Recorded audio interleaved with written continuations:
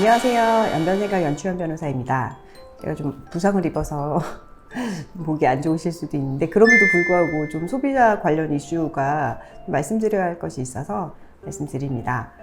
첫 번째 뉴스는 중고 전자거래와 관련해서 공정위와 소비자원 등이 협약을 체결하고 소비자에게 환불의 길을 열었다, 이런 뉴스가 있어서 이 내용 좀 자세히 말씀드리려고 합니다. 당근마켓 많이 이용하시죠? 이거 어떻게 표시해야 되지? 삑 하고 나가나? 삑 하고 나가나?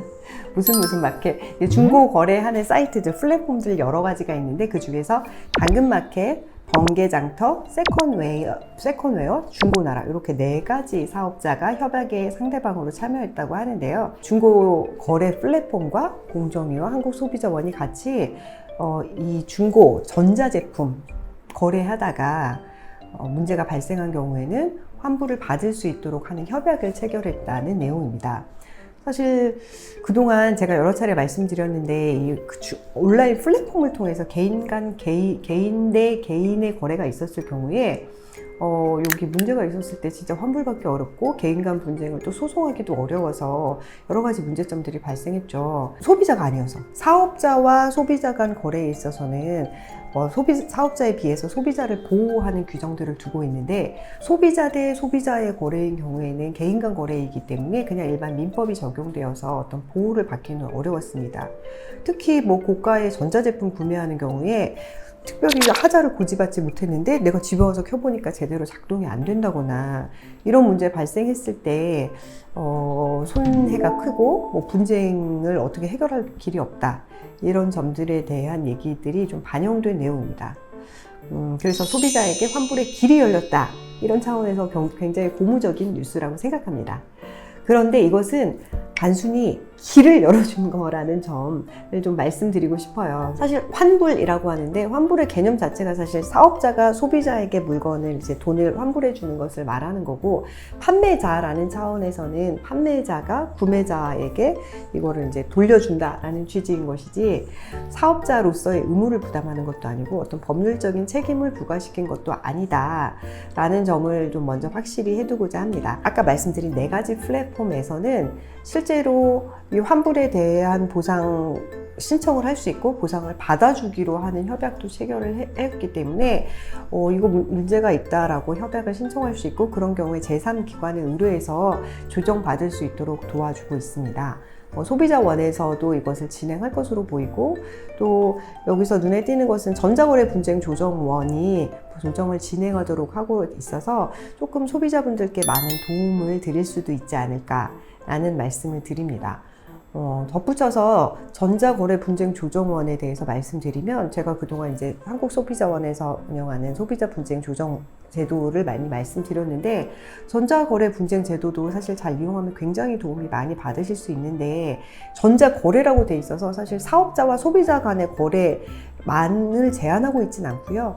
원래 전자적 형태의 거래, 일부만이라도 전자적 방식에 의한 전자거래인 경우에는 이 분쟁조정위원회에 분쟁조정을 신청하실 수 있고, 온라인에 찾아보시면 전자거래 분쟁조정입니다. 여기 온라인 분쟁조정 신청하셔서 상대방이 동의하는 경우에 분쟁조정 받으실 수 있고, 위원회의 조정 결정에까지 이르게 되면 사실 소송상 화해와 같은 효과가 발생하기 때문에, 소송상 화해 효과는 판결문과 동일한 효과거든요. 그래서 상대방이 조정에 동의하고도 이행하지 않는 경우에 판결문과 같이 바로 집행을 할 수 있다는 장점이 있어요. 그래서 소송을 따로 거치지 않아도 되는 굉장한 장점이 있기 때문에 이런 경우에 조정만 잘 되면 소송 시간을 벌 수 있는 장점이 있죠. 그래서 이런 제도를 이용하실 수 있게 된다는 점 굉장히 고무적이라고 생각합니다. 근데 이전에도 몇 번 말씀드렸지만 조정 제도의 한계상 조정이 제대로 이루어지지 않으면 다시 소송으로 가셔야 되고, 몇 번이나 말씀드렸던 소송에 필요한 비용이나 시간의 불이익을 입으셔야 된다는 점에서 혹시 상대방이 동의하지 않으면 중첩적인 시간을 들이셔야 된다는 단점이 있습니다. 다시 요약해서 말씀드리면 이제 중고 거래 플랫폼 이용하시는 중에 모든 거래에 해당하는 건 아니고요. 아직까지 전자 거래의 경우에만 일부 플랫폼사에서 분쟁이 발생한 경우 분쟁 조정 신청을 받고 그것을 제3기관에 의뢰해서 조정을 도와주기로 했다라는 형태의 소비자에게 좀 더 접근할 수 있는 기회의 문이 열리신 거고요. 이런 경우에 당사자들 간에 뭐 싸우고 이렇게 소액이라서 소송을 포기하고 이런 문제점들을 조금 완화하는 길이 열렸다는 점에서 중고거래 하시다가 불편한 경험 있으시면 생각해 보실 수 있겠다라는 말씀 드리고요. 개인적으로는 이번 기회에 만들어진 문이 좀 더 활짝 열려서 모든 중고거래에 대해서 좀 확장되었으면 좋겠다.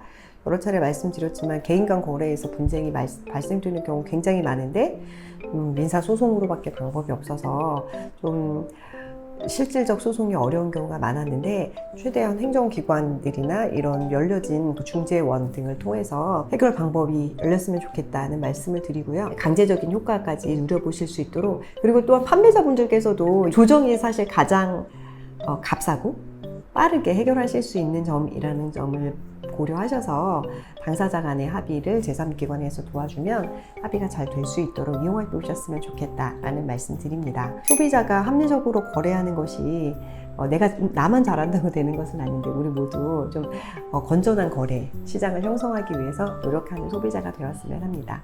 오늘 방송 여기서 마치겠습니다. 시청해주신 여러분 감사합니다.